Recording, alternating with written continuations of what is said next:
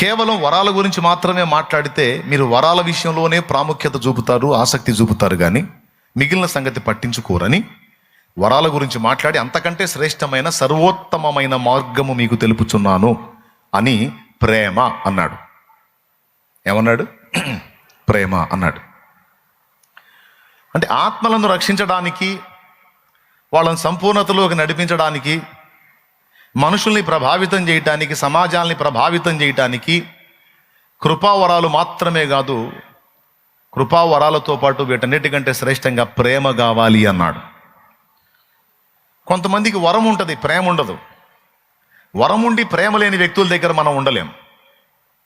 ఒకవేళ వరం లేకపోయినా ప్రేమ ఉంటే మనం ఉండగలం. అవునా? కొంతమంది భర్తల దగ్గర ఆస్తి ఉంటుంది, కానీ వాడి దగ్గర ప్రేమ ఉండదు. ఇక వాడు ఎంత పంచభక్షాలు పెట్టిన రోజు ఆమె ఉండబుద్ధి కదా అని. కొంతమంది దగ్గర పైసలు ఉండవు, కనీసం నిలవరమైన నీడ కూడా ఉండదు, అద్దె ఇంట నివాసం ఉంటాడు, కానీ భార్యను ప్రేమించే మనసు కలిగి ఉంటాడు. నిండు అప్పుల పాలై ఉన్నాడైనా సరే ప్రేమ కలిగి ఉంటే ఆ ప్రేమను బట్టి వాని దగ్గర అలా బతికేస్తుంది భార్య. అవునా? కొంతమంది స్త్రీల దగ్గర, భార్యల దగ్గర ఆస్తులు ఉంటాయి. ఆస్తుల్ని బట్టి పాపం పెద్దోళ్ళు బలవంతం చేస్తే కర్మగాలి పెళ్లి చేసుకుంటారు. ఆ అమ్మాయిని చేసుకోరా, ఆస్తి పర్రాలు, ధన్యుడి అవుతావు, సుఖపడతావు అంటే వాళ్ళ బలవంతం మీద చేసుకుంటాడు. వాళ్ళు ముందే ఆస్తి కలిగిన వాళ్ళు, ఇక మనోడు అక్కడ చేరిన దగ్గర నుంచి లెక్క చేయరు. చివరికి ప్రతిరోజు ఒక నరకంలాగా మారిపోయి వీళ్ళ దగ్గర డబ్బు, ఐశ్వర్యం అన్నీ ఉన్నాయి, కానీ ప్రేమ లేదు. ప్రేమ లేని చోట ఇది ఎంతున్నా నాకు అక్కర్లేదని వదిలేసి వచ్చేవాళ్ళు చాలామందిని చూశాను నేను. ఎంతమంది ఒప్పుకుంటారు దీన్ని? అంటే ఆస్తులున్నా ప్రేమ లేకపోతే ఉండలేం. ఆస్తులు లేకపోయినా ప్రేమించే మనసు ఒక్కటి ఉంటే దాన్ని బట్టి బతికేయచ్చు. దీన్ని బట్టి కొంతమంది ఆడపిల్లలు ఇప్పుడు వెంటనే ఆ అబ్బాయికి ఆస్తి లేదు కానీ లవ్ బాగుంది అని వెంటనే ఆ మైండ్లోకి వెళ్తారు. మీకు ఒక నమస్కారం, ఆ దిక్కుమాల ఆలోచనలు చేయవాకండి. యవన ప్రాయాన్ని బట్టి కలిగే ప్రేమల్లో మెజారిటీ ప్రేమలన్నీ కూడా శరీరాన్ని బట్టి కలుగుతాయి. అది వ్యామోహానికి సంబంధించి, భావోద్రేలకు సంబంధించే తప్ప అది ఒరిజినల్ అని మనం చెప్పజాలం.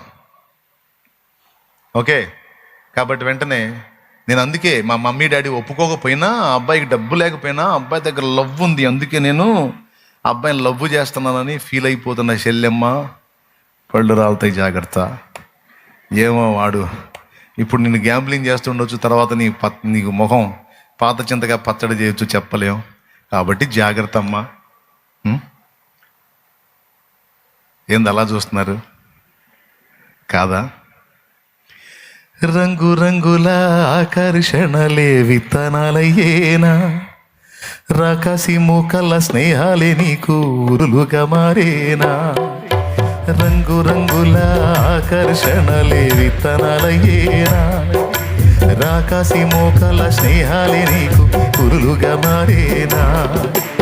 ఆకలి తీర్చగా చల్లిన నూకలు కావే చెల్లెమ్మ, ఆశతో నీవు వెళ్ళి వాలితే ఉరులే చెరలమ్మ.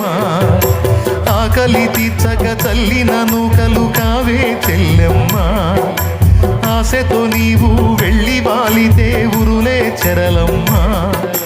గుండెలో గుచ్చి మంటలో కాల్చే మాయే ప్రేమమ్మ.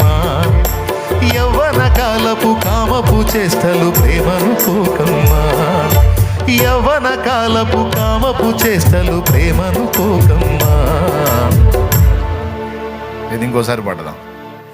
యవ్వన కాలపు కామపు చేష్టలు ప్రేమను కోకమ్మా. అది ప్రేమ అనుకుని ఇప్పుడు రోడ్లో పచ్చడవుతున్న వాళ్ళు చాలా మంది ఉన్నారు, ప్రేమ అనుకొని అడుగులేసి. కాబట్టి తస్మాత్ జాగ్రత్త. ఏం లేదు, నేను ఏం మాట చెప్పినా దాన్ని ఎటో ఒకటి తీసుకెళ్ళి లింక్ చేసుకుంటారు, అందుకని నా జాగ్రత్త నేను పడుతున్నాను. అందుకని దేవునికి స్తోత్రం, హల్లెలూయా.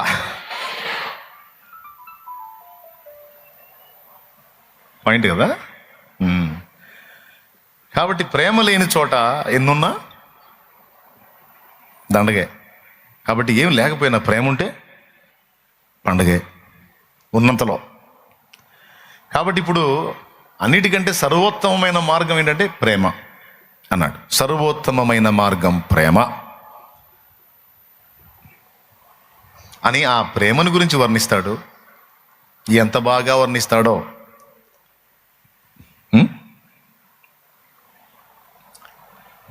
అనాథ పిల్లల్ని పెంచుతుంది మదర్ తెరీసా.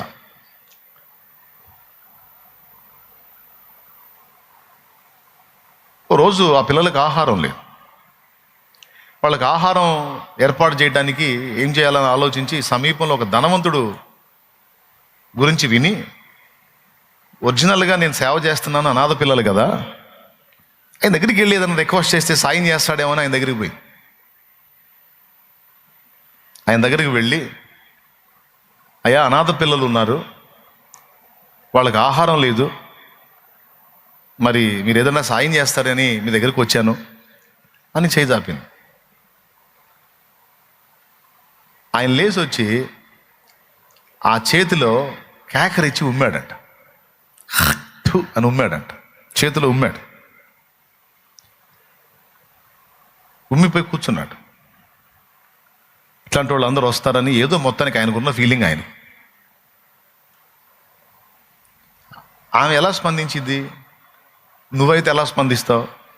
ఎవడా దరిద్రుడా, దౌర్భాగ్యుడా, ఇస్తే ఇయ్యాలి లేకపోతే లేదనాలి, వీటమేంద్ర నీచుడా చండాలుడా అని బయటికి తిట్టకపోయినా తిడితే తంతారు కాబట్టి లోపలే తిట్టుకొని వెనక్కి వచ్చే పరిస్థితి ఉంటుంది. కానీ మదర్ తెరీసా అలా చేయలే. ఆ ఉమ్మిన చేతిని గుండెకి హత్తుకొని, అయ్యా ఇది నాకు, మరి ఆ పిల్లలకో అందట. ఇది నాకు, మరి ఆ పిల్లలకో అందట. కూర్చున్నోళ్ళు లేచాడు, స్థాణువై నిలబడ్డాడు, అలానే చూస్తున్నాడు. ఏమో మనిషా దేవత? ఎందుకంటే అలాంటి స్పందనని ఆయన ఊహించలా. నా ఉమ్ముని గుండెకి హత్తుకోవటం ఏంటి? బాధపడి కన్నీరు విడిచి తనకున్న యావదాస్తిలో సగం ఆమె చేస్తున్న సేవకు రాశాడు.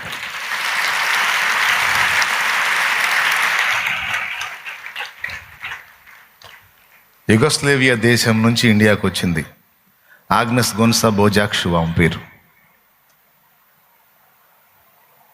చాలా చిన్న ప్రాయంలో నుంచి కూడా దేవుని ప్రేమతో నింపబడినటువంటి వ్యక్తి తెరీసా. మీరు ఇండియాలో చూడండి, చాలా వీధి మొగల్లో ఆమె విగ్రహాలు, చాలా వీధులకు ఆమె పేర్లు, చాలా కాలనీస్కి ఆమె పేర్లు. ఇండియన్ కాదు, యుగోస్లావియా దేశస్తురాలు. కానీ దేవుని ప్రేమతో నింపబడి ఇండియాలో ఆమె చేసినటువంటి సేవకు భారతరత్న కూడా ఆమెకి ఇచ్చారు. భారతదేశానికి ఒక రత్నము లాంటిది భారతరత్న. నోబెల్ శాంతి బహుమతి గ్రహీత ఆమె. అవన్నీ దృష్టిలో పెట్టుకొని ఆమె ప్రయాసపడలా. ఒకసారి ఒక రిపోర్టర్ అడిగాడు, అమ్మా మీరు చాలా దేశాల్లో పరిచయం ఉన్నారు, మీ గురించి ప్రపంచమంతా కూడా ఘనంగా మాట్లాడతారు. ఈ మధ్యకాలంలో కొంతమంది ధనవంతులు చంద్రమండలం మీదకి వెళ్ళొస్తున్నారు కదా, చంద్రమండలం మీదకి వెళ్ళొస్తున్నారు కదా, మరి చాలా దేశ ప్రముఖుల్లో మీకు తెలిసిన వాళ్ళు చాలామంది ఉన్నారు, మీరు కోరితే మిమ్మల్ని కూడా చంద్రమండలం తీసుకెళ్తారు కదా, మీకు ఆశ లేదా అని అడిగారట. చంద్రమండలం మీదకి పోవాలని మీకు లేదా? మీరు వెళ్ళి రావచ్చు కదా అని. అప్పుడు ఆమె అంది, బాబు అక్కడ కుష్ఠరోగులు ఉన్నారా, అక్కడ అనాథలు ఉన్నారా, అట్లయితే నేను వెళ్తాను. అక్కడ అలాంటి వాళ్ళు లేనప్పుడు వాళ్ళు ఉన్న ఇక్కడే నేను ఉంటాను, అక్కడికి ఎందుకు, అక్కడ నాకేం పని అందట. ఒకవేళ అక్కడ చంద్రమండలం మీద కూడా కుష్ఠరోగులు ఉంటే, చంద్రమండలం మీద కూడా అభాగ్యులుంటే, చంద్రమండలం మీద కూడా అనాథలుంటే ఖచ్చితంగా నేను అక్కడికి కూడా వెళ్తాను అంది ఆమె. అంటే దేవుని ప్రేమతో నింపబడింది. ప్రేమతో నింపబడినటువంటి మదర్ తెరీసా ఎంతోమంది జీవితాలని ప్రభావితం చేసింది. చాలామంది సేవ చేయడానికి ముందుకొచ్చే వాళ్ళకి ఒక ఆదర్శం ఆమె. ఆమె డినామినేషన్ ప్రస్తావించలేదు, సిద్ధాంతాల గురించి విమర్శించలేదు, కనీసం యేసయ్య నిజమైన దేవుడని ఎంతమందికి ఆమె ప్రచారం చేసిందో కూడా తెలియదు. ఆమె ఒక్కటి నిర్ణయించుకుంది, ఏంటో తెలుసా, నేను యేసు గురించి చెప్పటం కాదు, యేసుని, ఆయన ప్రేమని నాలో చూపిన నాడు సమాజమే యేసు వైపు చూస్తుంది అని ఫిక్స్ అయింది.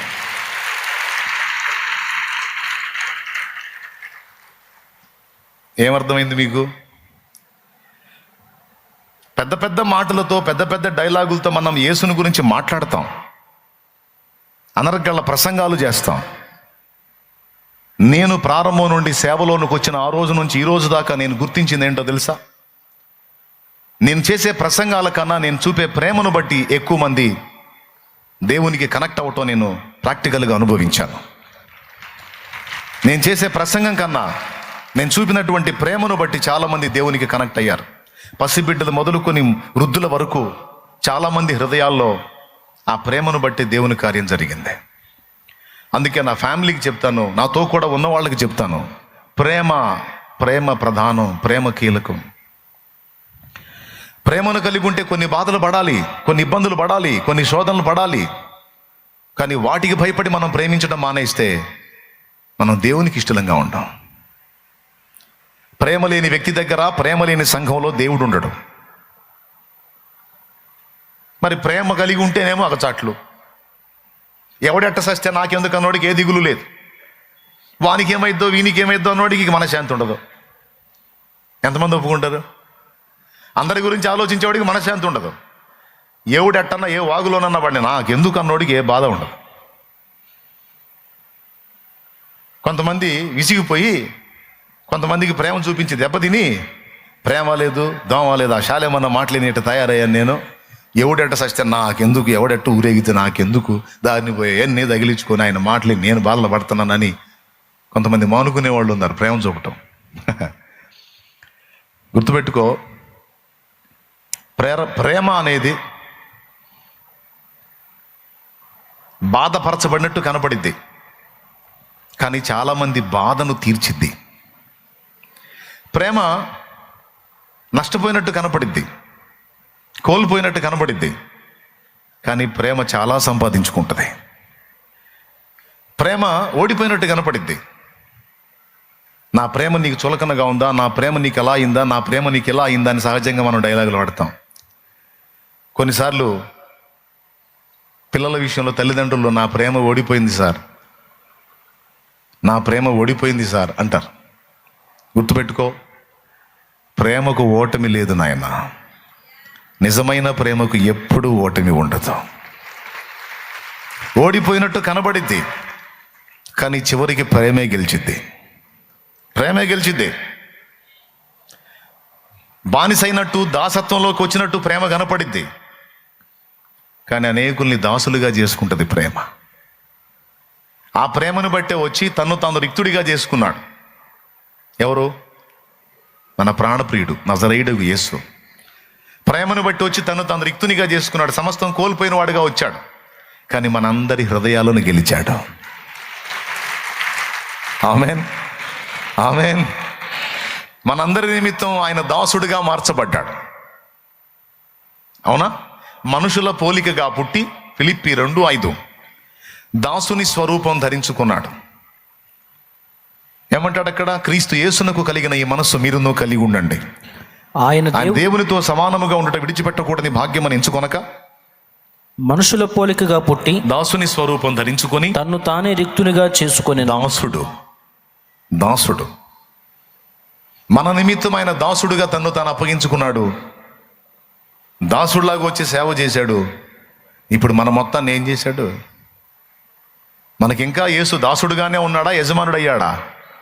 ఇప్పుడు మనమందరం ఏమయ్యాం? యేసుకు దాసులం అయిపోయాం, దాసులం అయిపోయాం. పౌలంతటి వాడంటున్నాడు, నేను మనుషుల దయను సంపాదించుకొన చూచుచున్నానా? గలతీ 1:10. దేవుని దయను సంపాదించుకొన చూచుచున్నానా? నేను ఇంకనూ మనుషులను సంతోషపెట్టగోరుచున్నానా? నేను మనుషులను సంతోషపెట్టగోరు వాడనైతే క్రీస్తు యేసునకు దాసుడను కాకయే పోదును.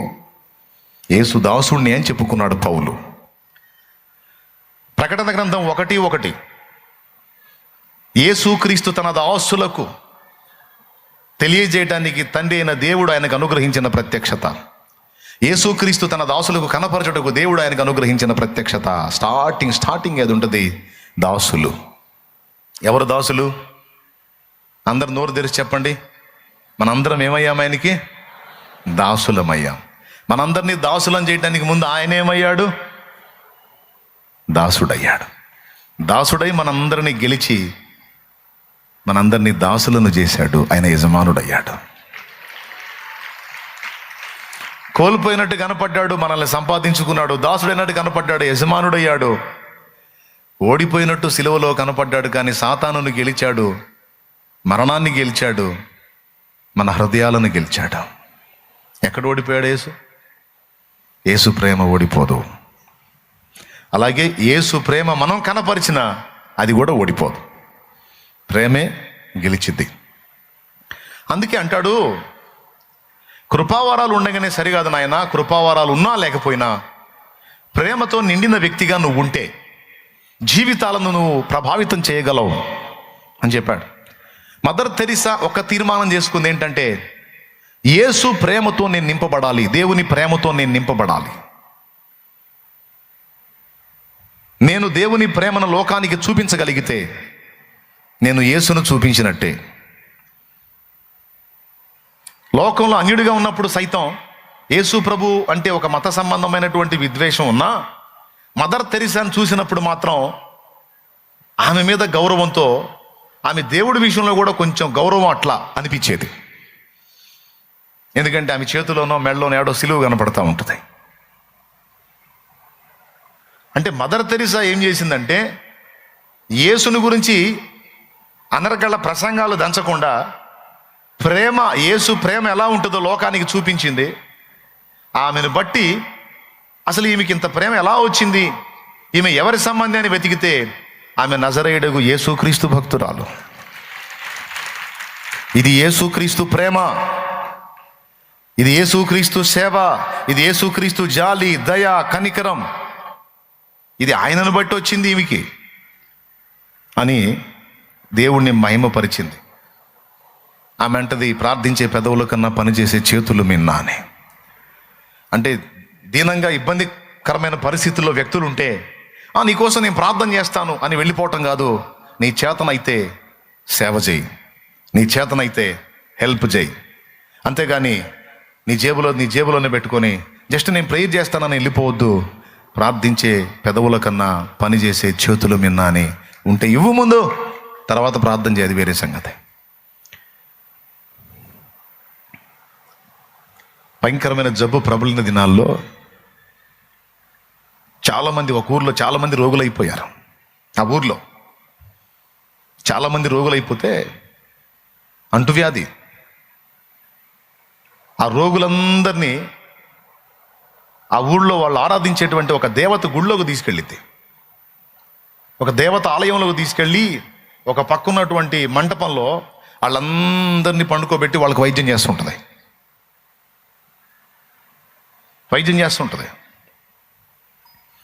వాళ్ళందరినీ తీసుకెళ్ళి అందులో పెట్టి వైద్యం చేస్తుందని ఊళ్ళో వాళ్ళందరూ కలిసి ఊరి పెద్ద దగ్గరికి వెళ్తారు. ఆమె వచ్చింది, పనికి మాలింది, ఈ రోగులందరినీ తీసుకెళ్ళి మన గుళ్ళో పెట్టింది, మన మాత ఆలయంలో పెట్టింది, మన అమ్మవారి ఆలయంలో పెట్టింది, వాళ్ళకి అక్కడ వైద్యం చేస్తుంది అని అంత ద్వేషాన్ని వెళ్ళగక్కితే ఆ ఊరి పెద్ద వెళ్ళాడు అక్కడికి. ఆ లోపలికి వెళ్ళాడు. ఆ లోపలికి వెళ్ళి ఆ రోగుల్ని, వాళ్ళకి ఆమె చేసే వైద్యాన్ని చూసి నిశ్చేష్టుడైపోయి కాసేపు అంతా అబ్జర్వ్ చేసి బయటికి వచ్చి ఆ ఊరితో, ఆ జనంతో అంటున్నాడు, నాకు దేవత కనబడింది అని. నాకు దేవత కనపడింది, నేను గుళ్ళో దేవతను చూశాను అన్నాడు. వాళ్ళు ఆశ్చర్యంగా చూస్తూ ఉన్నారు. మీరు కూడా చూస్తారా, రండి చూపిస్తానని గర్భగుడి వైపు చూపించి, అక్కడ లేదు దేవత, ఇదిగో ఇక్కడుందని మదర్ తెరిసా వైపు చూపించాడు.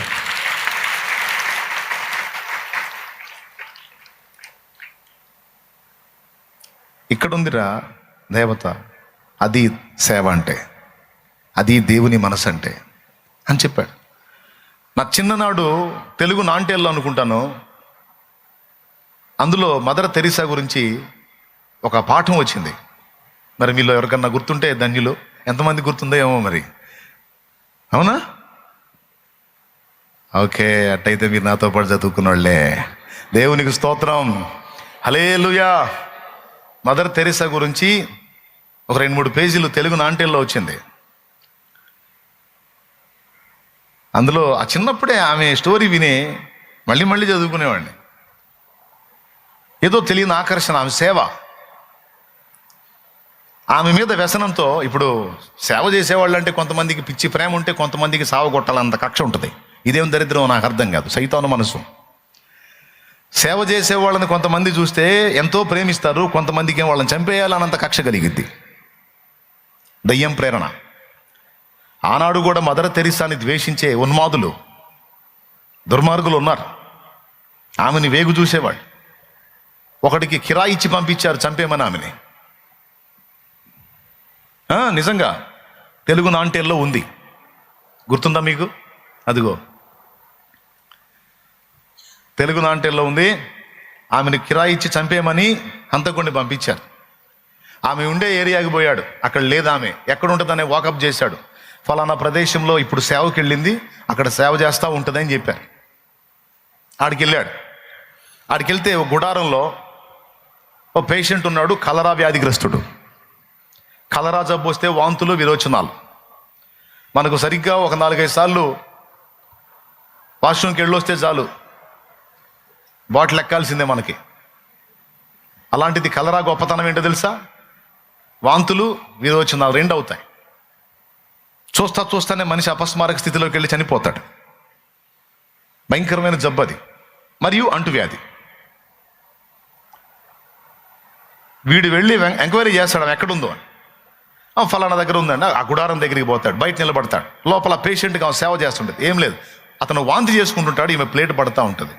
ఆ వాంతిని పడతా ఉంటుంది, కలరా జబ్బున్నోడి వాంతిని. బయట ఉన్న వాళ్ళని అడుగుతాడు, ఆమెకి ఏమవుతాడు అతను అని. వాళ్ళు అంటారు ఆమెకి ఏమీ కాడు అని. మరి అతని సంబంధులు ఎవరు అంటే మేమే అంటారు వాళ్ళు. మరి మీ వాడిని అట్లా పెట్టారు, మీరు కదా ఆ సేవ చేయాల్సింది. ఆమె చేస్తుంది ఏంటంటే, వామ్మో వాడి కలరా జబ్బు వచ్చింది, మేము పోయామంటే మేము చేస్తాం, అందుకని మేము వాడిని అక్కడ వేసామంట.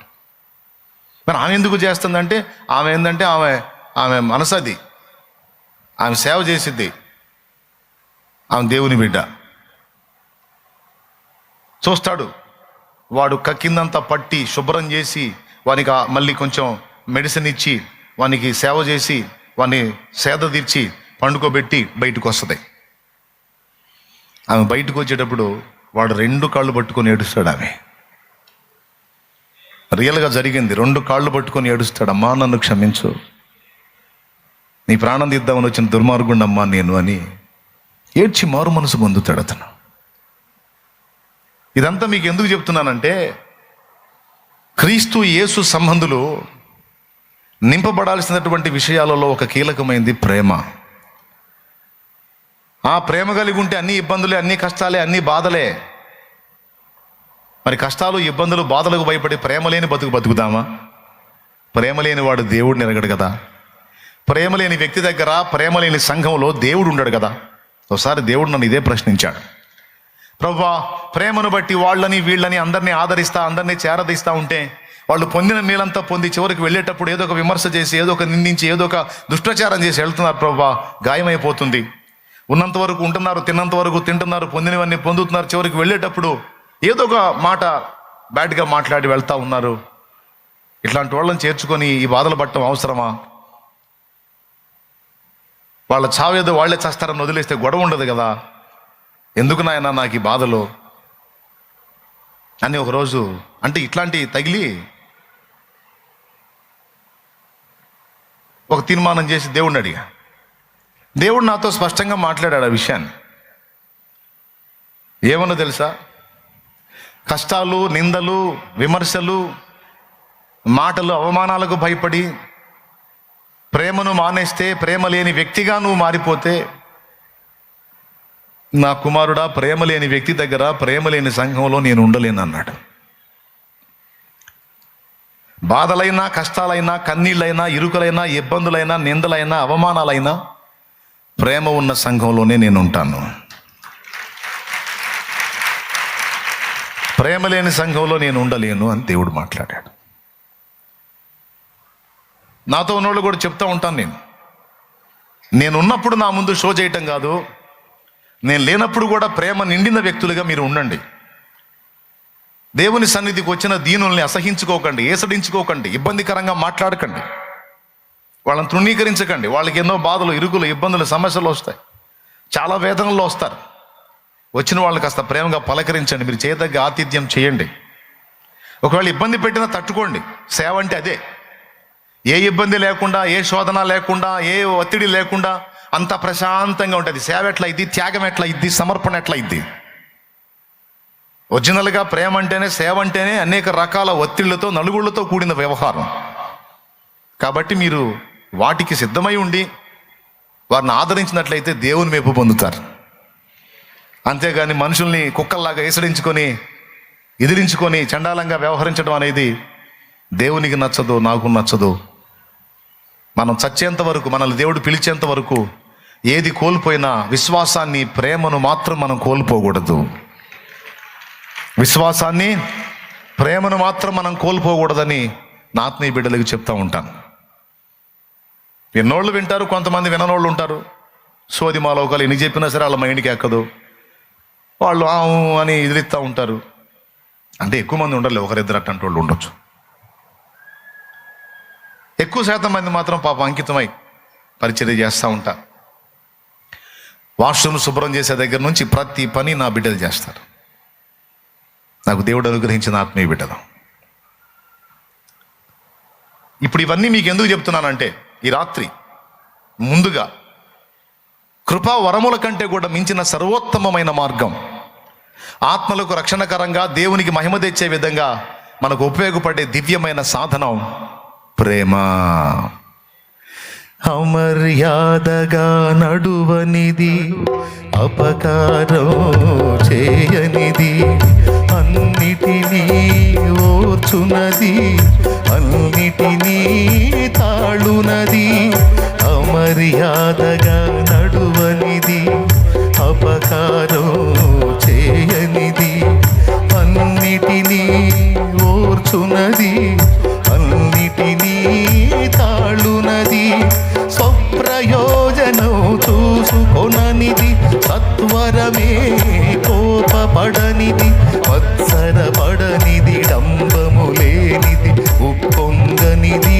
ప్రేమ ఒక్కటే, ప్రేమే జగతికి మూలం, ప్రేమే దైవ స్వరూపం, ప్రేమే నిత్య జీవం, ఆ ప్రేమే మోక్ష మార్గం, ప్రేమే జగతికి మూలం.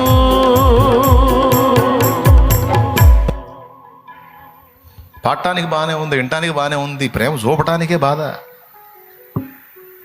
కరెక్టేనా నేను చెప్పాను, కరెక్టే. కానీ కొంతమందిని ఎంత ప్రేమ చూపించినా టార్చర్ చేస్తున్నారు. ఏం చేయాలో అర్థం కావట్లేదు అనిపించుకుంటున్నా. మా టార్చర్ని ఓర్చుకోవటమే కదమ్మా ఒరిజినల్ లవ్ అంటే, నిజమైన ప్రేమ అంటే. నిన్ను బాగా చూస్తే నువ్వు బాగా ప్రేమించడం గొప్ప ఉంది. ఆడు ప్రేమించావు, నువ్వు ప్రేమించావు. ఆ టార్చర్ చేస్తే నువ్వు ప్రేమిస్తే కదా ఒరిజినల్ లవ్. అంతేనా? అమ్మాయి మంచిగా అన్ని విషయాలు చక్కగా నడుచుకుంటే నువ్వు ప్రేమ చూపడం గొప్పతనం ఏముంది? రాచి రంపాన పెడతంటే నిన్ను అయినా సరే ప్రేమిస్తావు చూడు, అది ఒరిజినల్ లవ్. దేవునికి స్తోత్రం కలుగును గాక. హల్లెలూయా. శ్రమకు భయపడి, సమస్యలకు భయపడి ప్రేమ లేని సంఘముగా ఓ సంఘమా నువ్వు మారితే, ప్రేమ లేని వ్యక్తిగా ఓ సేవకుడా నువ్వు మారితే నేను ఉండలేను. శ్రమైనా, సమస్య అయినా, నిందైనా, అవమానమైన, ఇరుకైనా, ఇబ్బంది అయినా, ఒత్తిడైనా ప్రేమను కొనసాగించాలని నువ్వు అనుకుంటే నేను నీకు తోడుగా ఉంటాను. ఆ సంఘంలో ఉంటాను, నీ దగ్గర కూడా ఉంటాను. ఈరోజు మీరు నేర్చుకోండి, నిజంగా దేవుని సన్నిధి మీతో ఉండాలి అంటే మీకు దీన మనస్సు, విరిగి నలిగిన హృదయం మాత్రమే కాదు, అందులో ప్రేమ నిండిన హృదయం కూడా అయి ఉండాలి. ప్రేమతో నింపబడిన వ్యక్తులు ప్రభుతో నింపబడిన వ్యక్తులే. మదర్ తెరీసా చేసిన సూత్రం అదే. ప్రసంగాలు చేయలేదు కానీ పరిచర్య చేసింది, ప్రేమను చూపింది. దానివల్ల ప్రపంచంలో చాలామంది వ్యక్తులు యేసు వైపు చూశారు, యేసుని గురించి సదభిప్రాయానికి వచ్చారు. ఈరోజు నువ్వు కూడా దాన్ని తీసుకొని ఆచరణలో పెడితే సేవ చేసే వాళ్ళకు కూడా చెప్తున్నాను నేను. ఎవరికి? సేవ చేసే వాళ్ళకు కూడా చెప్తున్నాను. లైవ్లో వీక్షించే వాళ్ళు ఉంటారు, అలాగే ఇక్కడ కూర్చున్న దైవజనులకు కూడా చెప్తున్నాను. ప్రేమ ప్రధానమైన ఆయుధము, ప్రేమ ప్రధానమైన సాధనం, సర్వోత్తమమైన మార్గం. నంబర్ 1. నెంబర్ టూ శాశ్వతంగా నిలిచేది ప్రేమయే. ఆ కింది వచనంలో అంటాడు 13వ అధ్యాయము 13వ వచనం, కాగా విశ్వాసము, నిరీక్షణ, ప్రేమ ఈ 3 నిలుచును, వీటిలో శ్రేష్టమైనది ప్రేమయే అంటాడు. 2 శ్రేష్టమైనది ప్రేమ. సంఘానికి, ఆత్మలకు, సమాజానికి మేలుకరమైంది ప్రేమ. మనం కలిగి ఉండవలసిన వాటన్నిటిలో 3 ముఖ్యమైనవి: విశ్వాసము, నిరీక్షణ, ప్రేమ. వీటిల్లో శ్రేష్టమైనది ప్రేమే. బాగుంది. 2వది శ్రేష్టమైనది ప్రేమ అన్నాడు. మీరు టేక్ ఇట్ ఈజీగా తీసుకోవట్లేదు కదా. ఆన్లైన్ చెప్పిన వాక్యం తెల్లారేటప్పటికి నిద్రపోయిన తర్వాత మర్చిపోతారట. పోకండి, సీరియస్గా తీసుకోండి. పరిచర్యలో నాకు నిజంగా అప్పటి నుంచి ఇప్పటిదాకా ఆ ప్రేమే. ఈరోజు ఎంతోమంది తల్లులు, తండ్రులు, అన్నలు, తమ్ముళ్ళు, అక్కలు, చెల్లెళ్ళు ఎక్కడెక్కడి నుంచి వాళ్ళ హృదయాల్లో అంత స్థానం దక్కింది అంటే నా దేవుని కృప, నా దేవుడు నేర్పిన ప్రేమ. బాగున్నా బాగలేకపోయినా, ఏ స్థితిలో ఉన్నా, పోతానైనా సరే అన్నా అంటే ఆగి కనీసం అట్లా తాకైనా వెళ్ళకపోతే నా మనసు శాంతి ఉండదు. ఒక్కోసారి బాగా బలహీనంగా ఉండి చిరాకు పట్టి కోపగించుకొని కూడా మళ్ళా బాగలేక కోపడ్డా లేదా ప్రార్థన చేస్తా పో, సమాధానం ఇస్తాడని నేను ఉండలేను అట్లా. అలాంటి ఆ తత్వాన్ని నింపాడు నా తండ్రి. కాబట్టి నేను మీకు చెప్తున్నాను, సేవ చేయాలనుకున్న ఎవరికైనా చెప్తున్నాను, నీకు ప్రసంగం ఒకటి తెలిస్తే చాలదు, కృపా వరాలు ఉంటే చాలదు. వీటన్నిటికంటే కూడా సర్వోత్తమమైన మార్గం లవ్, ప్రేమ, అగాపే, దేవుని ప్రేమ. ఆ ప్రేమతోనే నన్ను నింపమని అడుగు. నువ్వు దేవుణ్ణి, నీ ప్రేమతో నన్ను నింపమని అడుగు. దేవుని చిత్తం చేయాలని ఎంతమందికి ఆశ ఉంది? అందరికి ఆశ ఉంది. ఆ చిత్తం చేయడానికి దేవుని ప్రేమతో నింపబడితేనే సాధ్యమైద్ది, అదే కాదు. కాబట్టి అడగండి, సాధన చేయండి.